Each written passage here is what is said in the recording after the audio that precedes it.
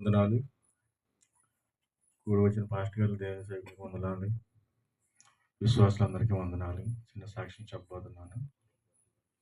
అది ఏంటంటే ఒక 15 ఇయర్స్ బ్యాక్ ఒక నేను ఆటో నడిపేవాడిని. మా అమ్మగారు, నేను మామిడికాయల గురించి ఒక తోటలోకి వెళ్ళాము. అమ్మ నాన్న కాయలు ఏరారు, నేను ఆటో పట్టుకొని వెళ్ళాను. అప్పుడు నుంచి రాత్రి 7:30, 8 సమయం అవుతుంది. అప్పుడు 8 గంటల సమయంలో అప్పుడు కాయలు పట్టుకొని ఇంటికి రావడం జరిగింది.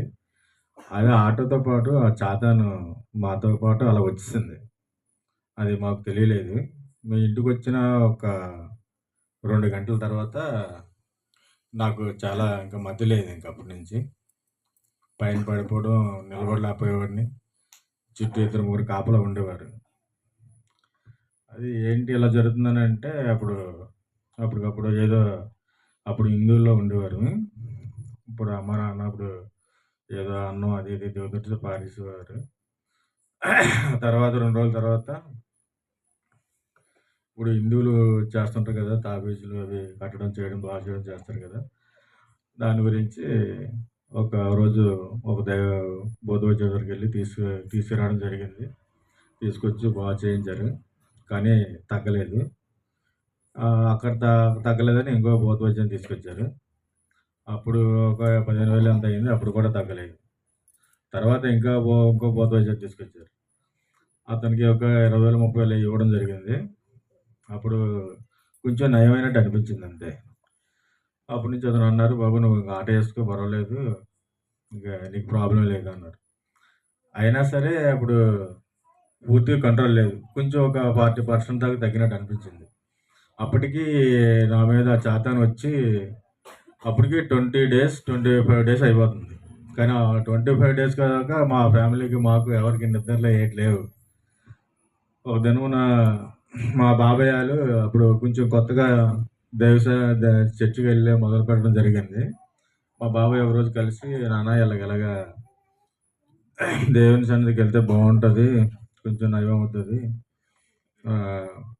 మరి ఎన్నిసార్లు నువ్వు బాగా చేయించుకుంటావు, ఎన్నిసార్లు ఇలా చేస్తావు అని చెప్పడం జరిగింది. వాళ్ళు కూడా కొంచెం కొత్తగా వెళ్ళేవారు. అప్పటి నుంచి ఒక బోయపాలెం కేఆర్ సింగ్ గారి చర్చికి వెళ్ళేవారు. మేము ఒక ఆదివారం వెళ్ళాము. ఆ పాస్టర్ గారు కూడా చెప్పడం జరిగింది, ప్రేయర్లో పెడతాం ఏమో అన్నారు. అలాగే ఒక 15 రోజులు, ఒక నెల రోజులు, అలా 4 ఆదివారాలు వెళ్ళేసరికి కొంచెం బాగా నయమైనట్టు అనిపించింది. అయినా అప్పుడు కూడా ఇంకా అలాగే కొంచెం మా కళ్ళలో కనిపించడం అది ఇది జరిగింది. ఒకరోజు నుంచి మళ్ళీ కొంచెం కొత్తగా రావడం కదా, తెలియక మళ్ళీ వెళ్ళి మళ్ళీ పోమని కట్టించుకోవడం చేస్తే ఆ పోమ పట్టుకొని మళ్ళీ వస్తుండగా దారిలో సరైన యాక్సిడెంట్ ఒకటి జరగవలసింది, బైక్ ఆటో మాదిని. అప్పటి నుంచి ఏంటి ఇలా జరిగిందని ఇంటికి వెళ్ళి చాలాసేపు ఆలోచించాను. అప్పటి నుంచి ఒక గంట దాకా దేవుని ప్రార్థన చేసుకుని, తండ్రి ఏంటి ఇలా జరుగుతుందని అనుకుని, తర్వాత తెల్లవారు ఏం జరిగిందంటే ఆ పోము పట్టుకెళ్ళి సముద్రంలో పారేశాను. తండ్రి నీ చిత్తం అయితే ఈ రోజు నుంచి భూమి మీద ఉంచండి, నీ చిత్తం లేకపోతే నన్ను తీసుకెళ్ళిపోవడం జరిగింది.